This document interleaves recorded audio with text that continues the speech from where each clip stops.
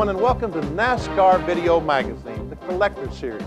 I'm your host, Benny Parsons. In this and every edition, we took you behind the scenes and to the front row of action in a way not available anywhere else. And here's what's in store as we bring the NASCAR lifestyle roaring right into your living room. I get to spend some personal time with one of NASCAR's most competitive and mysterious drivers, Alan Kulwicki. We'll visit with NASCAR legend Tim Flock. He shares some tall tales about the sport's earliest days, including the time he turned a flock of seagulls into a snowstorm en route to one of his Daytona victories. Now wait till you hear this one. And there's more. Expert advice on collecting NASCAR memorabilia for fun and profit. A profile on Les Richter, the man we call Coach. And a tech report on how teams get their cars ready for qualifying. Hey, enough talking about what we're going to do. Let's do it. And let's start with our cover story, part one of the evolution of a race car.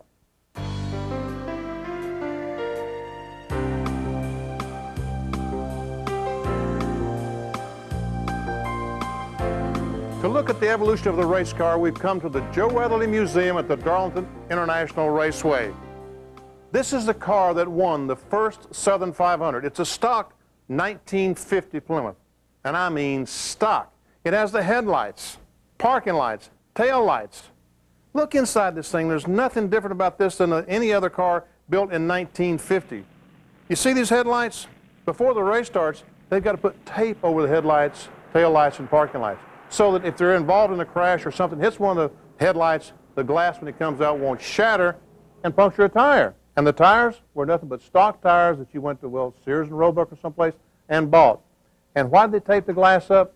Because when the race is over, they peeled the tape off and drove this car home. That's right, this car was driven from Burlington, North Carolina to Darlington, won the race, and they drove it back home. In the late 40s and early 50s, the Oldsmobile Rocket was a car of choice. This car was driven by Buck Baker here at Darlington, had a V8 engine, and was very fast. But probably the most dominant car in the early 50s was the fabulous Hudson Hornet.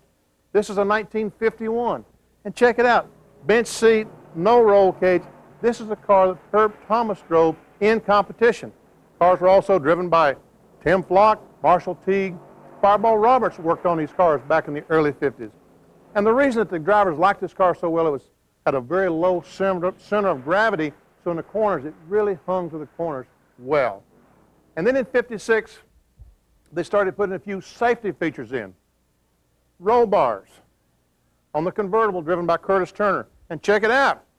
Got a bungee cord holding down the hood of the car. I drove a 56 Ford. That's exactly how I held my hood down. But look inside. The cars are basically still stock. Stock hood hinges, shock absorber, stock, and in the stock location. This car was built by Holman and Moody back in 1956. And when we say built, basically all they did was build the engine and put the roll bar in so it would protect Curtis Turner's head in case he rolled over. But in 1959, the Daytona International Speedway opened. All of a sudden, we're talking about 140 miles an hour. So the cars had to be a little safer and a little stronger. Look at the roll cage in this 1959 Chevrolet. Looped by the windshield, back by the driver's head, and door bars, and bars that incorporated the loop bars, and hood pins to hold the hood down on the 59 Chevy, because all of a sudden, we're running 135, 40 miles an hour. Speeds unheard of in 1959. By 1963, the cars were up to 150 miles an hour. And hood pins, 3 hood pins to hold the hood down. And take a look inside. The cars are starting to look more and more like race cars. Air cleaner that feeds cool air to the engine. The engine is turning enough RPMs now that we have an oil cooler to cool the engine. This is a 427 Chevrolet engine they used back in 1963. And look, 2 racing shock absorbers on each wheel. Racing shocks, before just a stock shock in a stock location, now they're putting racing shocks on the wheels and 2 per wheel. Also, we put a wedge bolt down on top of the spring so that the mechanics are able to adjust the wedge as during the race or in practice just simply by turning that bolt.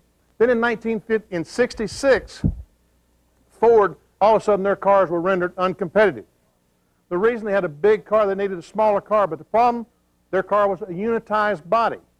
I'll show you how they fixed that. First of all, let me explain a little bit about the unitized body.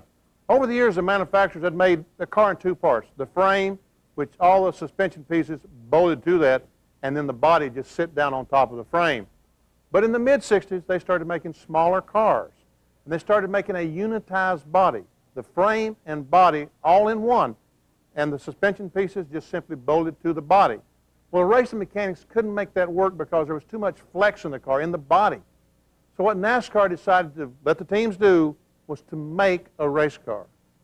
Now, we're getting away from stock cars, we're going to race cars. But again, it's the only way we could make the Ford car competitive. So Ford took the 66 Fairlane. This car was driven by Fred Lorenzen, and they put a 1965 Ford Galaxy frame under it. They had to narrow and shorten the frame to accommodate this body, but all of a sudden the Fords, once again, were competitive. This is where we ventured off into race cars and not stock cars. It looks like a Fairlane, but in fact, it is a race car. This car was built by Holman and Moody, and all of a sudden, they became car constructors and building cars for all the teams because you couldn't go to the dealership and buy these anymore. You had to go to a constructor. In the early 70s, Banjo Matthews started constructing cars, and then Hutcherson and Pagan. And now in the 80s and 90s, Mike Laughlin down in Greenville, Tennessee, Greenville, South Carolina, built a lot of race cars. But this was the first one, the 1966 Ford Fairlane. Let's take a look at some of these other cars. This is the 1967 Plymouth that Richard Petty drove. Remember back in early 1992 when Bill Elliott won 4 in a row? That was big news. In 1967, Richard won 10 in a row in this car and won 27 races in one season. They raced about 53 or 54 times, but he won 27 of them. And in the late 60s, the manufacturers, Ford, Chrysler, in trying to find an advantage, started making exotic cars. Check this out. This is a 1969 Dodge Daytona. This is an aerodynamic masterpiece. Check the nose. The rear wing in the back to stabilize the rear of the car. This was probably the best race car ever built back in the late 60s, early 70s. Ford retaliated with the Ford Talladega. Very good race cars. But finally, NASCAR said, hey, enough is enough. No more special cars. We're running stock cars. The frames may be homemade, but the stock cars are cars like you go to the dealership and buy out of the showroom, the sheet metal at least. And then in 1971, something else happened that changed the evolution of the race car.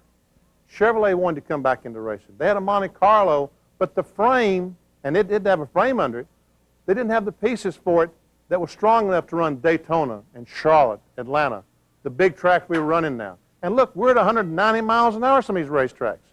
So they let the Chevrolet people, Junior Johnson, who came back with that first Chevrolet, put a frame, a Ford frame under that Chevrolet, the same frame that was under a Ford. But it used a Chevrolet engine and Chevrolet sheet metal. Once again, we don't have stock cars anymore. We're back to race cars, but they look like stock cars. And then, remember 1977 when your engine, you bought an Oldsmobile, it had a Chevrolet engine in it, and people went up in arms? Well, what happened then, what changed racing then was all of a sudden the Chevrolet 350 was a corporate engine, and you could use it in any General Motors sheet metal. So what the teams did, they found the best sheet metal, aerodynamic, and that's the car they ran at Daytona and Talladega. The Monte Carlo was the car of choice at the shorter tracks, but Daytona, Talladega, Charlotte, they all used the 442 Oldsmobile, just like this one that Cale Yarborough drove back in the late 70s. The reason, because aerodynamics. This had a 350 Chevrolet engine, but it was an Oldsmobile car. And all of a sudden you could use Buick, Pontiac, Oldsmobile, or Chevrolet sheet metal, whichever you chose, and you could all use the 350.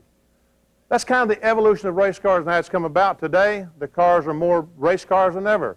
They're hand-built in almost every piece anymore. Remember the hood hinges back on those cars? The hoods today are held up by just little strips of aluminum. But the cars are still got to go by that template. They look like stock cars, and they measure to a stock car. Underneath, they're in fact race cars.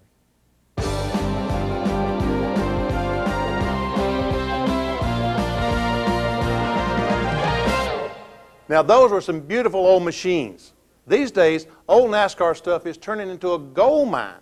In this special report, contributing editor Bob Ladford talked to Beatty McClure, editor of Collector's World magazine, to find out how you can get involved with collecting, definitely for fun, and maybe for profit. One of the newest phenomenons, and something that's allowed people to get involved in racing vicariously, has been the collectibles. We're here at the offices of Collectors World with editor and publisher B.D. McClure to talk about how do people get involved as collectors, and where do you start? Bob, probably the best place to start is in your carport, your attic, your utility room, your dresser drawers. You may, if you went to the races, you may have brought home an old program in the 70s or the 80s. You may have saved your ticket stub. If it should happen to have a driver's picture on it, it's valuable. Even if you were in the infield, lots of times they threw sheet metal over the fence when they had wrecks, and I know people that brought it home, and it's quite valuable now. If you'd never gone to the races, how would you get started as a collector? There's a lot of publications that have cataloged the stuff now, and it's you can keep up with it quite well, but you need to do your homework. There's a lot of good dealers. The flea markets, there's a lot of racing stuff in flea markets. You just kind of have to know what you're buying, so you need to do your homework. Going back to the origin, when did all of this really get started? Where did it come from? Well, what really started the ball rolling was when Jim McCulloch made the Max cards in '88. That really got it started, but there were cards before that. But some of the cards that were like, this is a 1972, what we call a STP card. It was given away in '72. It's about a $200 card now. A business card. That's a Ned Jarrett business card that was worth nothing, you know, and it's a couple $100 now because how many survived? This card was given away. This is a winner's circle card. It was given away in '89. This particular card is about $800. How does a beginner or a collector weed through all of this material? Easiest way is there's lots of good dealers. If you like die-cast cars, if you like little trucks, if you like cards, pick out the things that you like. Don't try to collect everything. You can't collect everything. There's lots of stuff out there.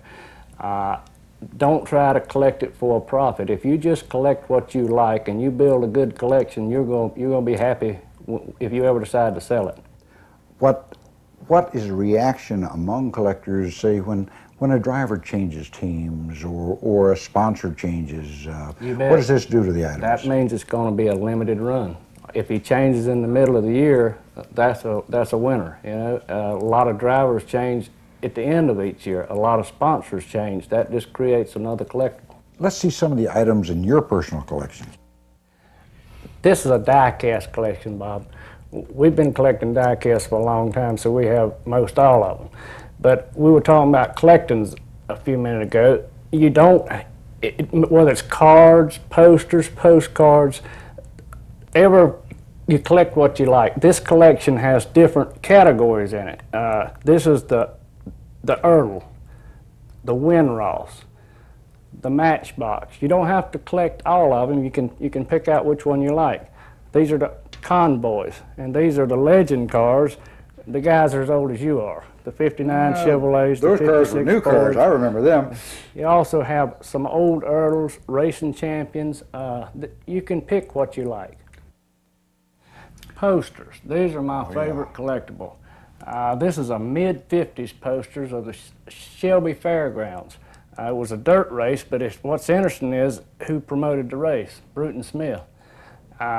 These things were tacked on telephone poles on the side of restaurants, barns, and not many of them survived. So this is another one of those pots at the end of the rainbow if you can find one. Oh yes, some of the old sandwich board signs. I hung many of those. Yeah. Another interesting collectible is comic books. This is one of the first ones. It's a 1980, really 79 to 80 Richard Petty. If you bought one then, it was $250. You'd be lucky to find one for $50 now. Oh yes. And the old postcards. You bet. Another favorite of mine is postcards. These things, a big run of these things in the 60s and 70s was 1,000. They're true collectibles. There were people collecting them then, but not near like they are now. They can't be reproduced. It's easy to find a good postcard, and if you're lucky, you can get a valuable one. If you get one with an old driver's autograph on it, it's quite valuable. This is Fireball Roberts. Believe it or not, there's other forms of racing besides NASCAR. These are old dinky toys. They were made in the early 50s, but they're of Indianapolis cars. This little car here is interesting. It's 1964, but the Ford dealers sold them for $1. But it was Jimmy Clark at Indianapolis. But what's interesting to me is the Woods brothers pitted this car, and they made the fastest pit stop of the race. Statues are pretty interesting. This statue just come out a short time ago. It's about $85. This one was in the early 70s of Richard Petty. It's a couple $100 if you could find one. That's so much interesting stuff, Davey. Thank you so much Yes, for sharing. What are those rags over there? That's another good collectible. This is Benny Parsons' 1973 crew chief uniform. They probably weren't, but selling them. There's a lot of people who collect uniforms now, and some of them are really valuable. A one of a 7 is got to be valuable. Oh, yes. Well, it certainly sounded like fun, and I think it's something a lot of people can get into is collecting. You bet. They just need to collect what you like and have a good time with it.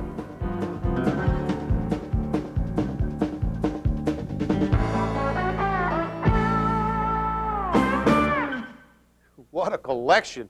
Man, I could practically have retired on what I've given away during my career. But we just had no idea this stuff was going to be worth anything. Now there's a man who's driving hard to make some history.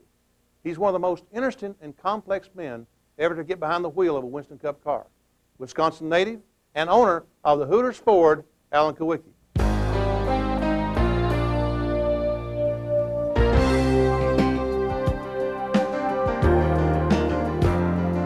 Coming from the American Speed Association, 1985 marked the first year that Alan Kulwicki drove Winston Cup.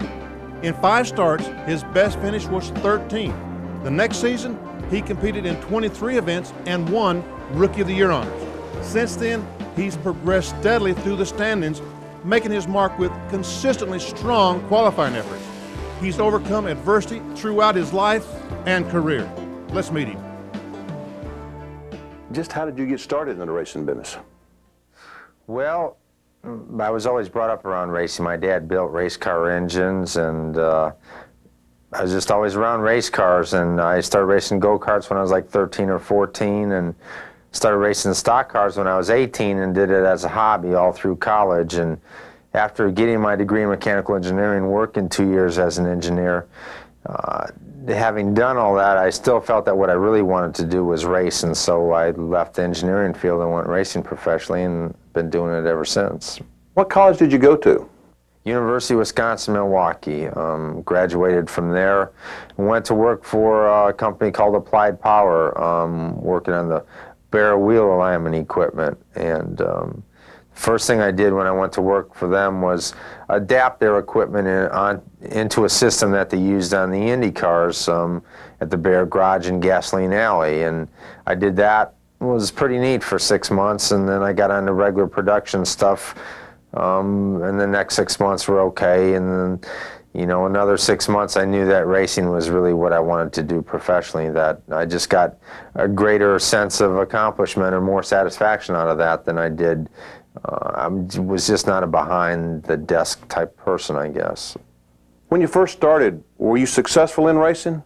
I was never a dominant driver at any level, really, I think. I think that once I became good at a certain level, if I could win, I'd try to move on to the next level instead of staying there for 3 or 4 or 5 years and trying to be dominant or win the most races. If I was proficient, if I could win there, then I set my sights on the next level.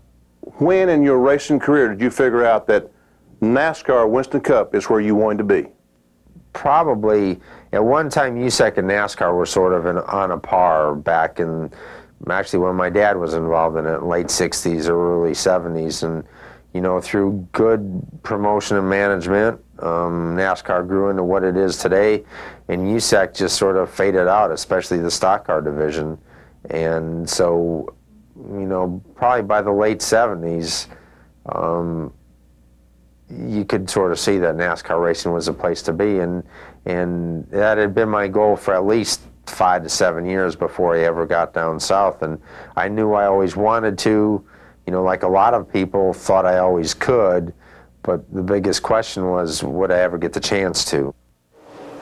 Allen's chance came at the Daytona 500 in 1985. His Quincy's Thunderbird was on the track, but was passed by 2 cars in the final lap. He didn't make the show. After your rookie season, Quincy's quits as a sponsor. Did you ever think you'd see any light at the end of the tunnel? I mean, I look back at that and I say, I don't know how I ever did that.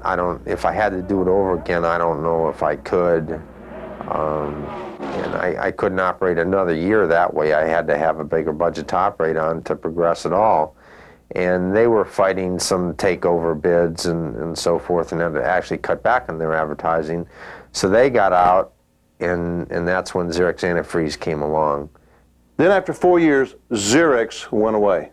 Things changed in the antifreeze business. Market conditions changed, and you know, the price of antifreeze went way up and then way back down, and basically they got out of racing. Actually had to start the following year with no sponsor.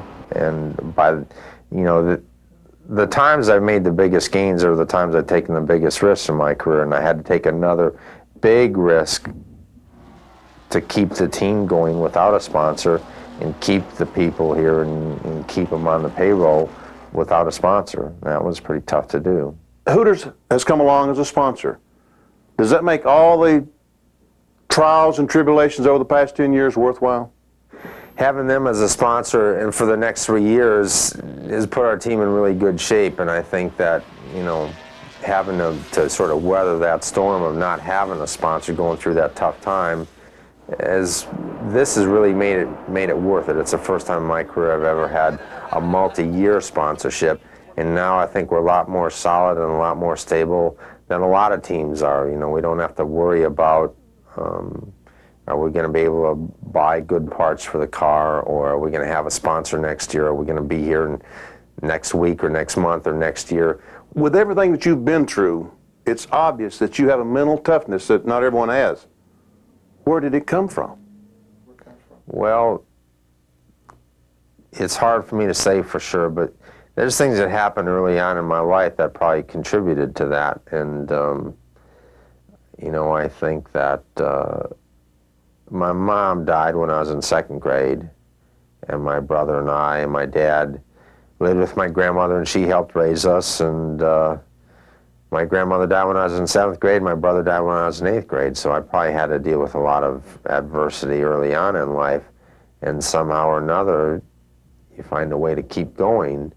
And you know, my dad was busy building race car engines and off racing a lot like I am right now, so I had to learn how to do a lot of things for myself. And when it came time to go racing, he never did it for me. I'd always ask him a lot of questions, but you know, he never got me a break or got me a sponsor or bought a car for me or ever spent any money on the cars, really. So just, you know, sometimes people get things just handed to them and they never have to work hard enough for it to appreciate it. Well, I think I have had to work hard for it, and having to deal with, I don't know, but I think having to deal with a lot of those tough things like that early on in my life probably had something to do with it.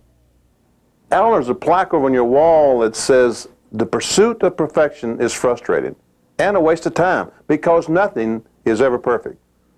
The pursuit of excellence is commendable and worthwhile. Therefore, strive for excellence, not perfection." Did you say that?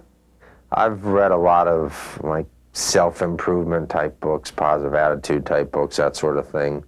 And, you know, maybe I've been a perfectionist in the past, or, you know, there's some of those tendencies to have to work that hard to get to this point. You've got to be a little bit of a workaholic or a little bit of a perfectionist to try to make it. And then eventually you realize, well, maybe that's not the best way to do it. And somewhere along the line, I probably did. I would get frustrated trying to make everything perfect, you know. And I think as time goes on, I'm better at accepting the things that aren't perfect, you know, but they're good enough to get the job done. And so that's sort of the way I look at things right now. If you try to make everything perfect, you'll just wear yourself out. You'll get frustrated, you'll get mad, on, because nothing is ever perfect. But you can make things close to perfect. You can make them excellent, and so strive for excellence, not perfection.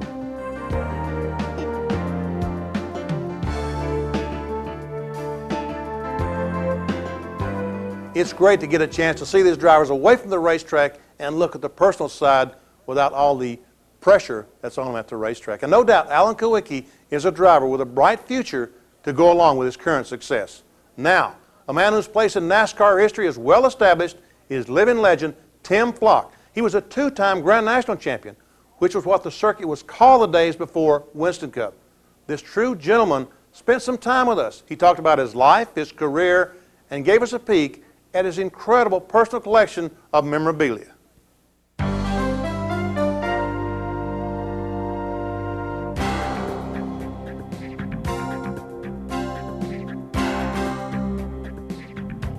The NASCAR in the 50s, the man to watch out for was Tim Flock. He collected 40 victories and 37 poles, as well as 2 championships, one in '52 and the other in '55. We sat down with him in his own museum of memorabilia that his wife collected for him and heard some classic stories from the past. So when did you start driving a race car? Benny, my first race was at North Wilkesboro back in 1948 in the modified cars. This was before Grand National racing started. What do you mean a modified car? Now, you got to remember, I was born in 1941, so I don't know much about those cars. Well, I got to take you back for this young audience watching us today, but back in Atlanta, back in the early 40s, there was about 15 or 20 bootleggers that hauled moonshine liquor out of Dahlonega, Georgia, the Georgia mountains back into Atlanta. And there were 39 Fords, 34, 35, 36, right on up 39 Fords. And they had red Volt engines in them, and they could take one of these cars up in the mountains and get 180 gallons a load of sugar on it and come back in Atlanta. And when they set it off, they collected more money than they could if they'd been working. Well, they always was arguing about who had the fastest bootleg car. Well, they got out about 15 miles from Atlanta and actually cut a place in a field, just an old acre field, and they would meet on Sundays, and this is a true story. They would run those cars against each other, and the bootleggers were making a lot of money. The kingpins that owned those cars would bet amongst each other who had the fastest car. Finally, a bunch of people heard about these races, and they started coming out and line up all the way around this fence, and the guys that was driving these cars would pass their hats, and people put quarters, $50 in there, and the bootleggers would split this, but the kingpins were betting like $5,000 on the cars. So that was actually the start of the modified racing that we run at North Wilkesboro and Greensboro, Greenville, South Carolina, Spartanburg in the early years. They were actually bootleg cars with them big souped up engines on them. So when did you get your first really good car? What year? In 1949, Buddy Elliott from Hickory, North Carolina, over here close to Hildebrand, he was at the very first race at Charlotte Motor Speedway, right here in Charlotte, in the first Grand National race, and him and Betty Elliott was sitting out against the fence behind the pits, and everybody else already had a car. I did not have a car for that very first race, and it's hard to believe that Bob says, there's a new Oldsmobile 88 sitting over that fence. Why don't you go over to him and ask them people, would they let you drive that car next Sunday's race? This was 4 days before the race. I said, Bob, are you crazy? Come on, I'm going to go over there with you. And I walked over and I said, my name's Tim Flock, and this is my brother Bob. And I said, they're going to have this race. And I said, you got an Olds 88 and you can't buy those things. I said, would you let me drive that car in next Sunday's race? And Betty, his wife, was sitting there, and she said, are you crazy? Just like what I told Bob. He said, let me take his car back, and I'll talk to Betty, and I'll be back here tomorrow. And Buddy showed up the next day without Betty, and we started putting some plates in the wheels. That's all you could do to the cars back then. And Buddy let me drive that car, that brand new Oldsmobile 88, in that very first race, and we finished 5th in it. And it was beat up from the front end, and the rocks kept knocking. We taped the front end real good, but it was beat up pretty bad. But he just let me drive it the rest of the year, and that was my first ride in the Grand National. I mean, a man lets you drive his brand new car. How about 800 miles on it? But he was a race fan, and finally he was a real race car owner, you know. He's about crazy, too. You know that, don't you? Well, he had a lot of money. He had a hosier mill over in Hickory, building socks, you know, making socks. But he had a lot of money, and we run Lakewood. We won the Lakewood race in Atlanta with that car, and we run Langhorne, Pennsylvania. But he was enjoying the trips, and it got him away from home. And on the car, well, I kept telling him about Betty A a while ago, but on the car we had Nosy Rosie across the top of the windshield, because she was always after us, you know, about that car, and that was her car, and she was going, that was her grocery store car. When, did you ever drive the Hudson Hornet? Yeah, when Betty and Buddy finally got out of racing, Ted Chester, a car dealer in Atlanta, he had a Hudson Hornet, and he had a bunch of car dealerships. He bought me my first Hudson Hornet in 1952, and we won the NASCAR National Championship, the point standings for 1952 in the Hudson Hornet. For Ted Chester? Ted Chester. Those Hudsons, what did they have that was so exceptional back in the early 50s? Benny, the Hudson Hornet, the reason that car won so many races, you know, didn't have very much horsepower, but it had a low center of gravity. When Hudson folded years later, Cadillac bought that design, but they called it a low center of gravity, step down design. You had to step down in the Hudson Hornet. The car had so much balance going through a turn. You could go in a turn with a Hudson Hornet on a half-mile track at 80 or 90 mile an hour, and you come off on the backstretch at 80 or 90 mile an hour. You'd take an Oldsmobile 88 or some other car and go in there at 80 mile an hour, you lose 15 mile an hour. And the Hudson was just like running on a railroad track. It had real good balance, and it would keep the RPMs built up, just like when you're coming off a turn, try to let your car go over towards the wall to keep your RPMs built up. But it was a real good handling race car. Now, I've heard about this monkey. Now, how did this all come about? You had a monkey that rode with you. Yeah, we named him Jocko Flacco. Ted Chester, who owned my Hudson Hornet, came up to me one day at the car lot in Atlanta and said, "Tim, I've got a real cute African monkey. Would you let him ride in the race car with you?" I said, "Ted, have you lost your mind?" I said, "I don't believe NASCAR let us do that." But he said, "Would you let him ride?" I said, "Well, you own the car. I'll let him ride." But he said, "Well, first I'm going to get him a little cloth helmet built and a uniform, put Jocko on it, and put some decals on it," and which he did. A seamstress made 2 little uniforms for him. So we was worried about NASCAR catching this monkey in this car. We run full seats back then, like you got in your passenger car today. So a upholstery shop in Atlanta built a perch where Jocko had 2 nylon belts. He could look out the window of the car. So we parked the car in the infield and waited until they was just fixing to start. "Gentlemen, start your engine." We pulled in line, and NASCAR didn't know this monkey was in the car. And Benny, when they dropped that green flag, and I'm going down in the Hudson Hornet, which I was winning races in, when I'd pass a car, here's this driver looking over, and this monkey is grinning at him. They'd almost run into the wall, really. Now, he run in 8 races with me, and we was running on a mile track in Raleigh on the 8th race. We had a board on a floorboard in our car with a chain. We could pull that board and had a light. We could see the right front tire, and when a white streak come that tire, you had to come in and change it with about 2 laps. Because you had worn the tire into the cord. Wore the tire down to the cord and give you 2 laps coming. But he had watched me pull that cord. He got out from under both belts and went down, and this is a true story, went down and a pebble hit him on the head, and he come and got on my back. Here I'm running at 85, 90 mile an hour, and leading the race. Funny is running second, and Speedy Thompson was third. So I come down pit road, and I real slow and easy, I hand him to a pit crew, and I caught second gear, but Funny come by and Speedy. That monkey cost me $750 difference. But stopping, which has never been done before, in NASCAR history, made a pit stop to put a monkey out of your race car. Well, NASCAR must have known it after the second or They third didn't say a word, but you can't do nothing like that no more. You know, when Earnhardt and Waltrip was getting booed 3 or 4 years ago, I told both of them, "Hey, all y'all got to do is get you a monkey, but you can't ride nothing in a race car no more." But I was the most popular guy you ever seen. Everybody in the grandstand had to come down to see Jocko. See this monkey? Yeah. I had to fire him after the 8th race. I could never teach him to sign his autograph. Couldn't you? Tim, what's the most unusual thing that happened to you in a race car? Benny, that had to be Daytona Beach, Florida in 1955. Have you ever been to Daytona and ride down the beach? There's millions of seagulls. And the speed limit uptown, you know, is 15 mile an hour. And some of these seagulls, they just walk in front of your car and they won't get out of the way. You can actually feed them loaf bread or popcorn out of your hand. But I had qualified, like I said earlier, 142 mile an hour, and I was on pole position on that beach road course, which was 4 miles around it. They started the race, Benny, on the backstretch back then. And you go through the south turn, and when I come out on the beach in second gear and popped it back in high, about halfway down that beach, here I'm running around 140, 39, 140 mile an hour, and these seagulls wasn't used to a car coming at them 139 mile an hour, and they wouldn't get out of the way, and they started hitting my windshield, and it sounded like popcorn hitting my windshield, and I looked in the mirror, and it looked like it was snowing behind me in Daytona Beach, Florida. I go all the way through the north turn, and then back down the backstretch, through the south turn, and the second lap, going down that beach. They wasn't a seagull nowhere in that county. They got the message, didn't they? They got the message. It's terrible that I had to do it, but there wasn't anything I could do running that fast, and all them cars behind me. You know. I hated I killed all those seagulls. What do you do about all the debris? I mean, when you hit the gulls, the feathers? It taught us a lesson. We had a big old wire brush that we had a rope on where it wouldn't go out the window, and we'd reach out going through the south turn and scrape feathers off. In second gear, going up the back stretch, you had plenty of time, and scrape the feathers off, and then catch second and go on back. At each lap, you'd scrape something off. We even tried 3 sheets of celluloid, you know, plastic, have it fixed where you could pull off one after the first lap, second lap, and after the second lap, you didn't have to worry about it. They were gone. Now, we're getting ahead of ourselves. I want to talk a little bit about your family. Okay. Now, there were 9 kids, is that what you told me? Nine in my family.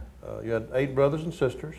Right. And Bob and Fonnie drove. Bob and Fonnie was NASCAR drivers. Fonnie won 22 Grand National races. Bob didn't run as much, but he did win the modified championship and 4 Grand National before he broke his neck in a Grand National race.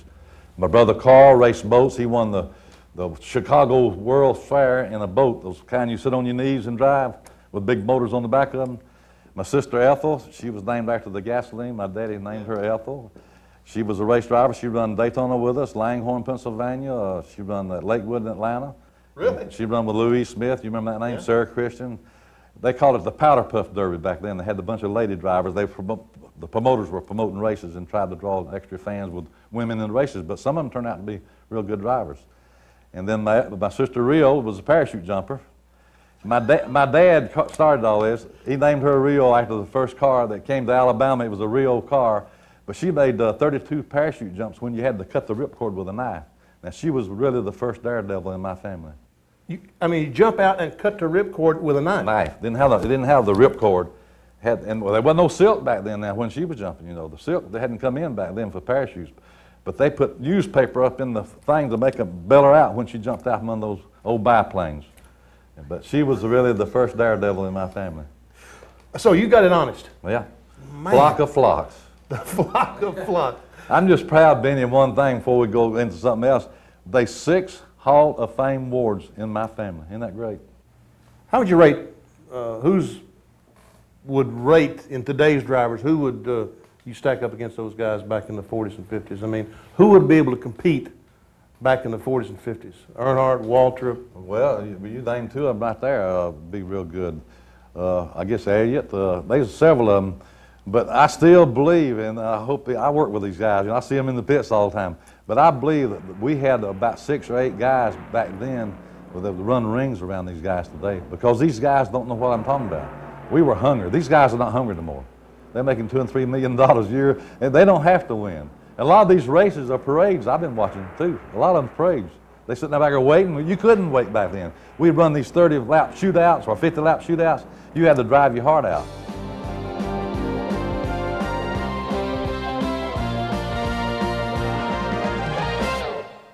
Man, I just love sitting down and talking to these guys about NASCAR's earlier days.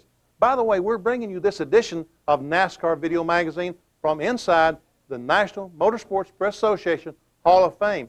Now, that's inside the Joe Weatherly Museum at Darlington International Raceway. Tim Flock, one great guy. Things have changed, but one thing that has remained the same is race car drivers are still their same feisty selves. Now, the man in charge for NASCAR to keep everyone operating within the rules on the track is Les Richter. He's known as Coach, and our Dr. Jerry Punch found out why he's the perfect man for one tough job.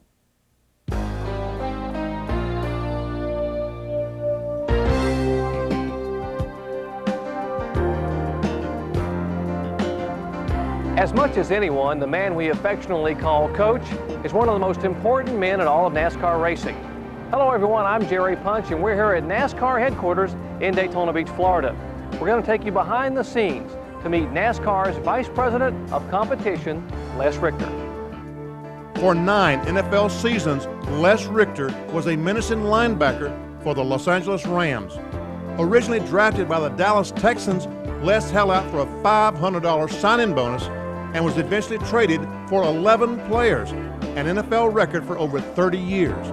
These days, Les still keeps people in order, a top cop of sorts, as the Vice President for Competition for NASCAR. He oversees all the rules, making sure all competitors stay in line. On race day, you'll find him in the tower, making sure everything goes smoothly. I'll try to leave the day that the track opens, early in the morning, and I will arrive at the racetrack probably sometime during the first practice, for the most part, the way our schedule is, and where we do go, and if we have to go a little bit longer, we'll leave a little bit earlier. There's a lot of things that go on that the world doesn't know about, that are important, that you oversee, you make sure are in place, and what have you. If it's not myself, it's making sure that somebody else is taking care of that, and when you take into consideration all the things that it takes to make a racetrack ready for an event, not just what the racetrack does itself, but what NASCAR requires a racetrack to do also. Coach, what do you think is the toughest part, the most difficult part of your job in this position? When we make a mistake, mistakes are going to be made. But when we make a mistake and we should have never made that mistake, and that's a big disappointment. That hurts.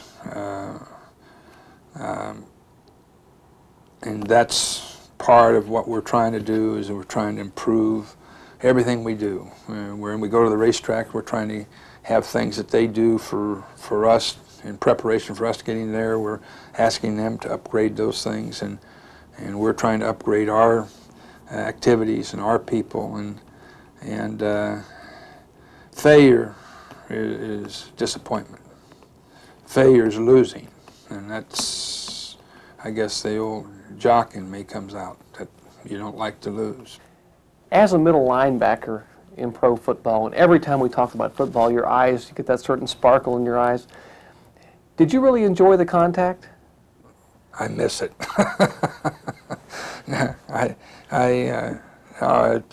Contact and just, you know, playing against somebody was exciting, and you look forward to the opportunity to play against other people, and that was one of the enjoyments of just playing hard and playing rough and playing tough. Well, speaking of having to be tough and play hardball, what parallels are there between stock car racing and pro football? If you were to relate from a competitor side, there are parallels. The physicalness of a race driver is important, as it is being a physically fit football player. And the mental attitude of what you're doing is an extremely important factor. And both of them require keen vision and great reflexes, great ability to respond to situations. How much longer do you want to undergo the daily stress of doing what you're doing? Is there a timetable? I haven't got any timetable. Whoever wants to retire. I want to step off the curb and hope I'm looking the other way when a bus hits me. How would Les Richter like to be remembered if you're not here tomorrow, and hopefully you will be for a long time? Many of us do hope that, but how would Les Richter like to be remembered? Oh, I guess like I was in football. Played hard, worked hard, played to win, and appreciated everything that happened.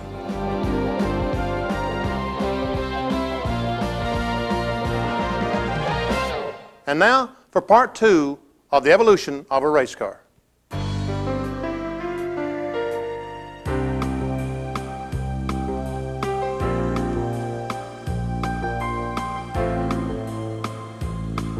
To get the whole picture of the evolution of a race car, we brought together at the Sandwich Construction Company in Charlotte 4 legendary men who literally built stock car racing history. There was Ralph Moody, of the famed Holman and Moody team who pioneered the building of the first customized race cars of the 50s and 60s. Banjo Matthews, their car builder of choice for generations of drivers. Dick Hutcherson, a 14-race winner as a driver and innovative partner of the Hutcherson Pagan Shop. And Mike Laughlin, creator of the front steer cars and the most popular car builder on the circuit today. And we're talking with Ralph Moody, Banjo Matthews, Dick Hutcherson, and Mike Laughlin about the evolution of a race car. We call them stock cars today, but Dick, they're really not stock cars, are they? Not underneath, no. The outside sheet metal is stock, but underneath they're a little bit different. Well, now Moody, was you around in 1949 when this deal started? They were stock cars then, weren't they? Yeah, they were stock cars. They had the stock bodies and the rubber things you set the body on the frame with and the whole works, and that's the way you run them, even stock camshafts and all. The cars are stock enough that you could drive them on the street, Oh, right? absolutely. I built a 55 Oldsmobile and run it to Darlington, and I drove it from Asheville to Darlington. And I was so tired when I went across Highway 9, a big old stop sign down there. I remember it was about 50 feet in size, and I just drove right through it, never even knew it was there. Mike, when did you start going to the races? About as long as I can remember. I've seen some of these guys a long time in Augusta, Georgia, is where I'm originally from.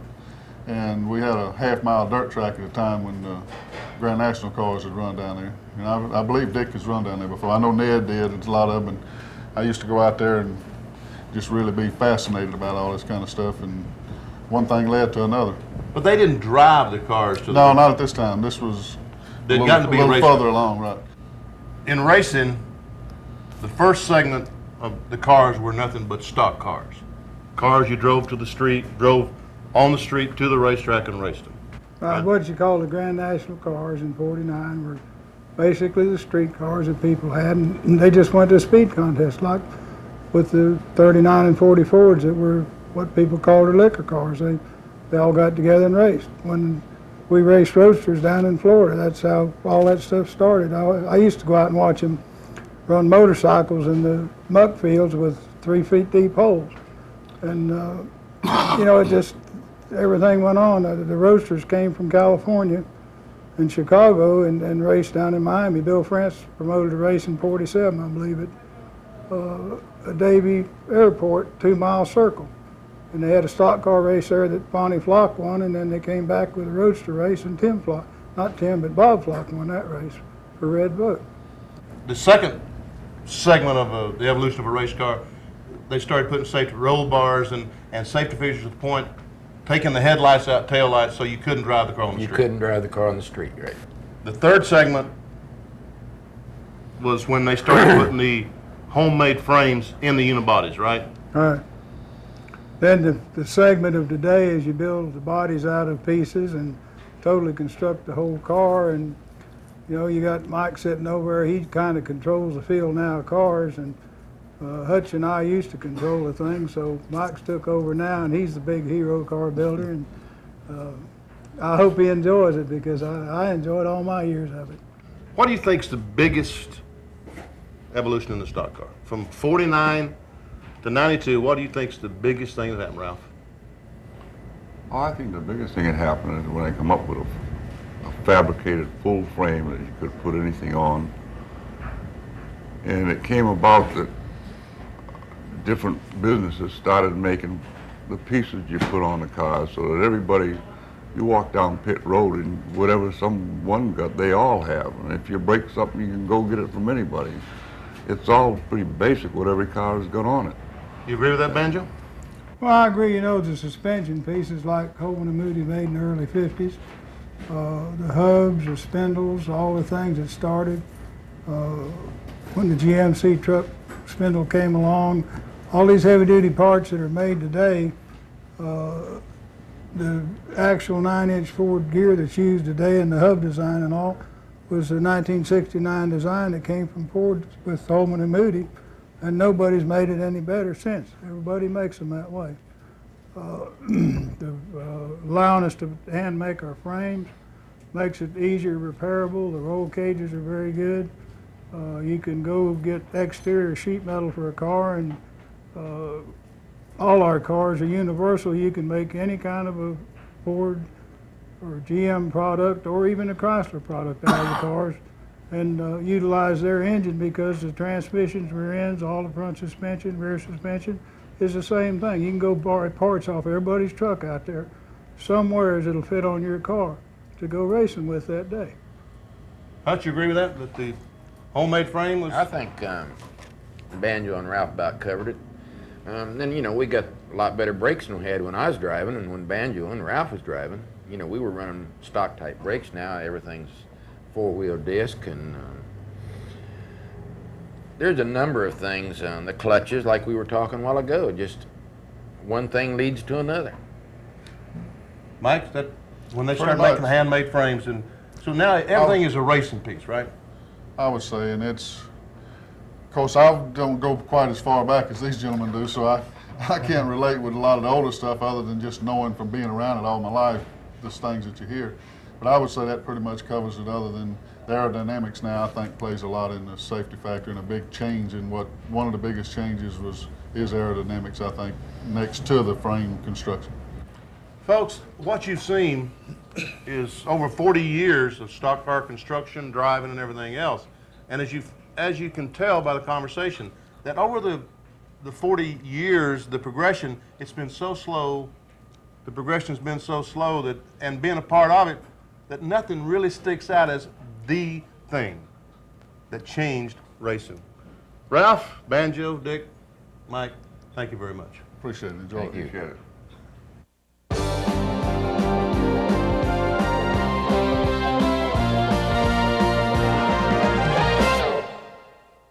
In our tech report, Jeff Hammond, crew chief for Darrell Walters Western Auto Chevrolet, demonstrates how to set up a car for qualifying.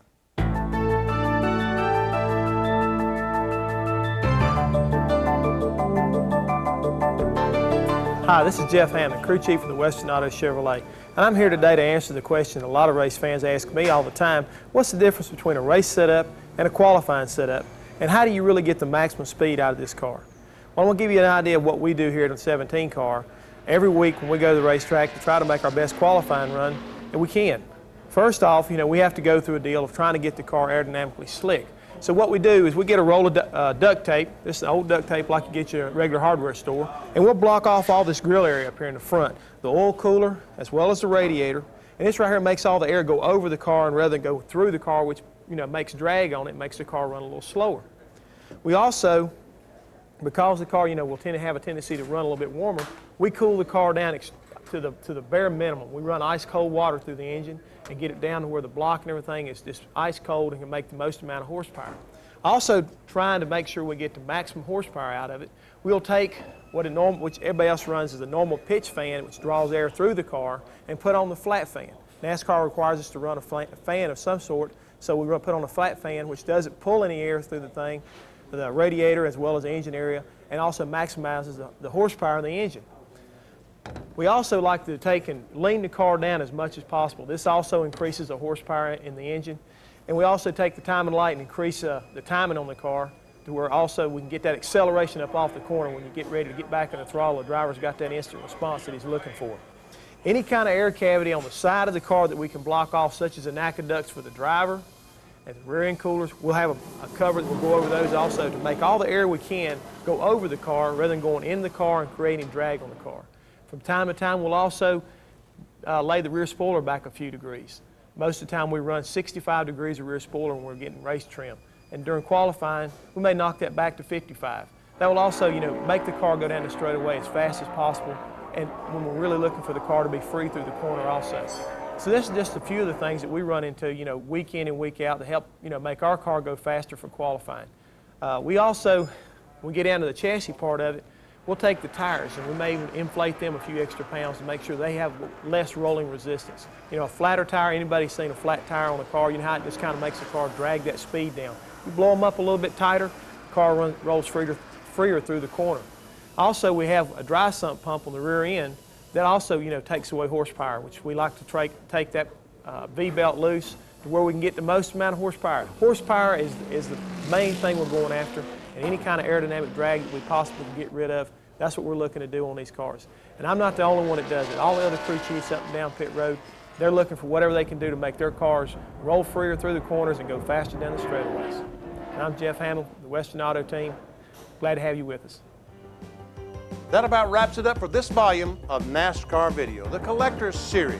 It was nice having you here with me, and remember, this is your video magazine. Please, I'm asking you personally, write me at this address on your screen with your opinion about what you like and what you don't like, as well as what you'd like to see. This is your magazine, and I'm counting on hearing from you. Well, thanks again for joining us, and we'll see you on the next edition.